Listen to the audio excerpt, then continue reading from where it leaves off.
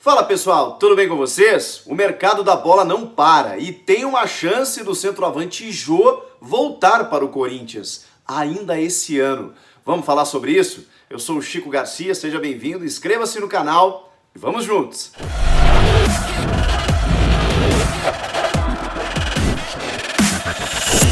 A notícia é do site Meu Timão, através do meu amigo Rodrigo Vessone, que apurou com os bastidores da diretoria corintiana e que sim, apesar de não admitirem publicamente, o Corinthians está monitorando a situação do jogo. Mas não é só aquele monitoramento de ver o que vai acontecer, é efetivamente se informar a respeito e tentar trazer o atacante que deixou 2017 aí como artilheiro do time, 25 gols na temporada, 18 gols no Campeonato Brasileiro, já na sua segunda passagem, né? Ele que jogou também entre 2003 e 2005.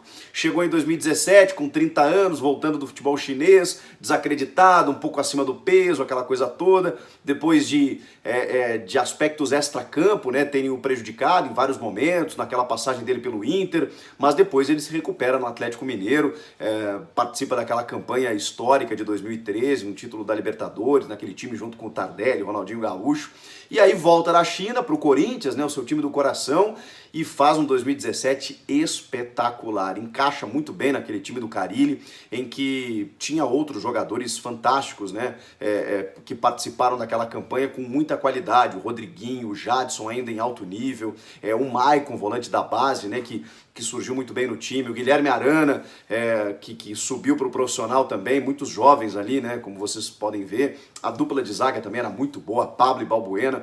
Enfim, um time muito efetivo do Fábio Carille, que faz um primeiro turno espetacular, dá uma oscilada no segundo, mas consegue segurar o título brasileiro e ainda vai muito bem nos clássicos, né, o que foi determinante para que o Corinthians não só vencesse o brasileiro, né, venceu o paulista daquele ano também.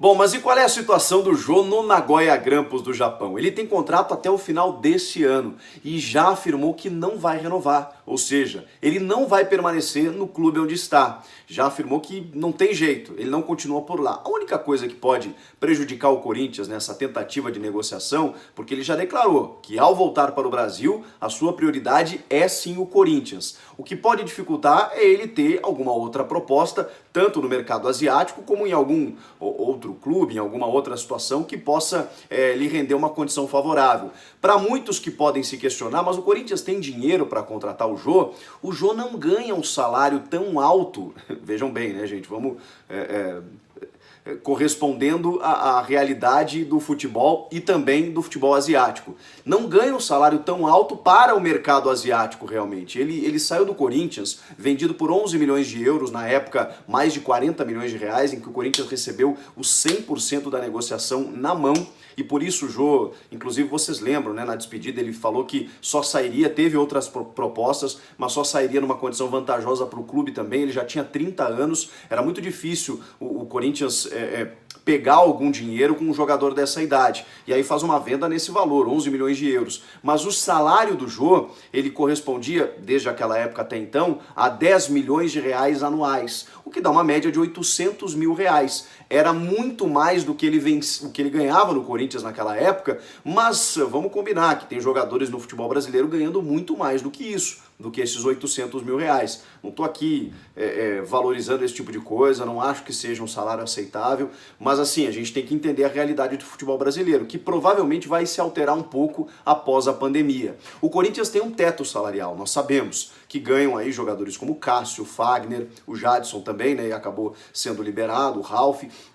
Jogadores que têm história no clube, eles têm um teto, e o André Sanches não costuma pagar mais do que esses jogadores recebem. Agora, esse teto não é muito inferior a esses 800 mil reais. Se o Jô, daqui a pouco, houver uma negociação, diluindo em luvas algum outro valor, ou até mesmo se ele aceitar uma redução salarial, porque já tem 33 anos, ele pode muito bem retornar. O que eu quero dizer para vocês é que é uma equação muito mais palpável, mais visível de que aconteça. Não é um salário astronômico, astronômico, como é do Paulinho, do Renato Augusto, por exemplo, que esses caras ganham na China, que é 3 milhões de reais por mês, 5 milhões de reais por mês, é algo impensável realmente para a realidade brasileira, especialmente do Corinthians, que até fez uma venda recente muito boa, a do Pedrinho, por 20 milhões de euros. Então, o Corinthians tem possibilidade. E outra, né? Fim de contrato, você não paga nada para o clube do qual você está contratando, você simplesmente pega o jogador de graça.